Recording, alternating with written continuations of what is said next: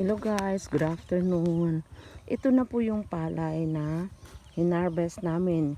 Hindi ko na nakuhanan nung nasa sako pa sila. Kasi nakalimutan ko dahil sa kabisi. Ito na po yung ang after ng yung tinracer kahapon. Ito na po yun. Ayan.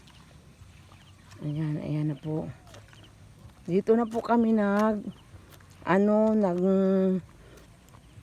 bilad ng palay sa 4 lanes para hindi masyadong masikip ang daanan kasi 4 lanes na siya.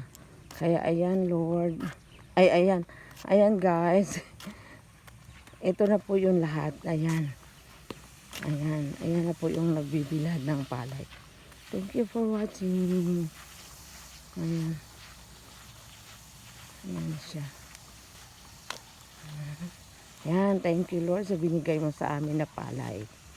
Ito na po yun silang lahat. Salamat po and good afternoon.